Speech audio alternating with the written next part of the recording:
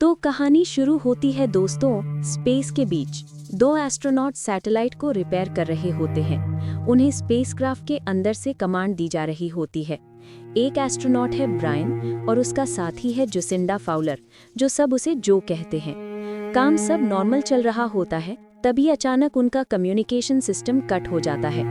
Brian को एक अजीब सी चीज नजर आती है जो बहुत स्पीड से उनकी तरफ आ रही होती है। छोटे छोटे नैनो साइज्ड क्रीचर्स। ये सब उन पर और उनके सैटेलाइट पर टकराते हैं। इस अटैक के बीच ब्रायन अपने साथी से अलग हो जाता है। जो दूर चली जाती है और बेहोश हो जाती है। ब्रायन किसी तरह जो के स्पेस शटल तक पहुंचता है, लेकिन उसका साथी वापस नहीं मिलता। ब्रायन डिसाइड करता है कि वो जो को जमीन पर ले जाएगा, और इसी दौरान वो देख पाता है कि वो नैनो क्रीचर्स चांद में एक बहुत बड़ा होल बना रहे हैं। कहानी यहीं से जंप करती है 18 महीने आगे। अब फिल्म में ब्रायन की वाइफ दिखाई जाती है, जो टीवी पर सुनती है कि नासा ने ब्रायन को जॉब से निकाल दिया है। उस इंसिडेंट के बाद ब्रायन की वाइफ ने उससे डिवोर्स ले लिया था, और अब वो अपने बेटे सनी के साथ एक नए देश जाने वाली होती है। कहानी फिर लीप लेती है 10 साल बाद।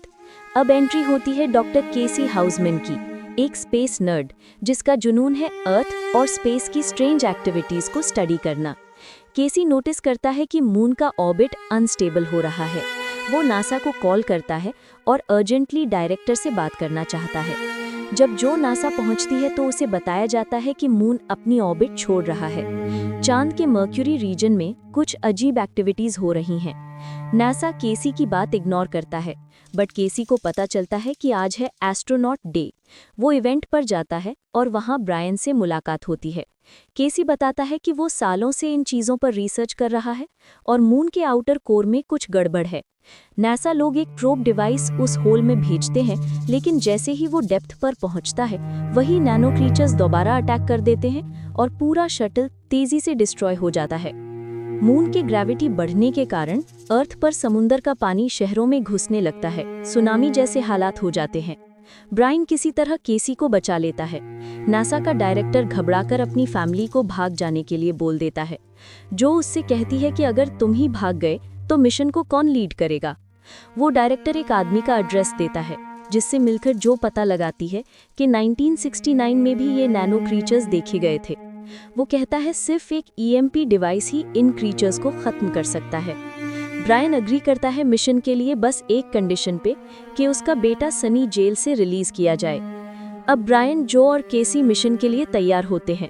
केसी खुशी से रो पड़ता है क्योंकि वो बचपन से एस्ट्रोनॉट बनने का सपना देखता था। लॉन्च के वक्त मून की ग्रेविटी इतनी बढ़ जाती है कि उनके शटल का एक इंजन फेल हो जाता है। जो डिसाइड करती है कि मिशन कैंसिल नहीं होगा। ब्रायन उड़ाएगा शटल को और वो उसे नेविगेट करेगी। थर्ड फ्लाइट इंजीनियर के लिए केसी को लिया जाता है।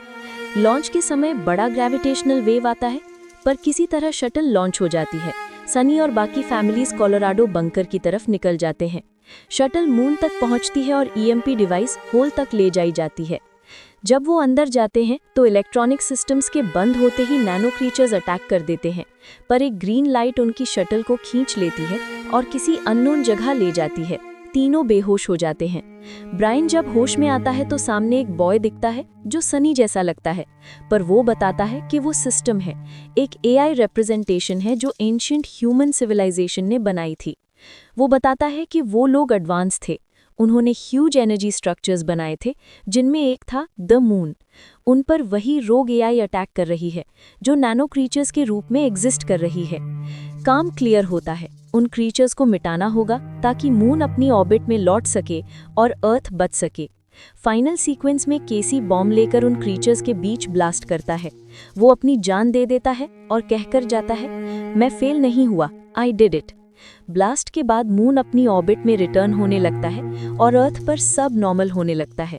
फाइनली सब फैमिलीज मिल जाती हैं। ब्रायन अपने बेटे सनी को बताता है कि केसी ने हमारी अर्थ और मून को बचाया है। लास्ट सीन में केसी मून के अंदर अपनी कैट और मदर को देख रहा होता है। एआई सिस्टम उससे कहता है, नाउ वी शुड बिगिन। केसी पूछता है, क्या शुरू करें? और यहीं फिल्म खत्म होती है। दोस्तों, इसीलिए कहते हैं नासा और स्पेस के क्षेत्र में जो दिखता है वो होता नहीं, और जो होता है वो हमें दिखाई नहीं देता।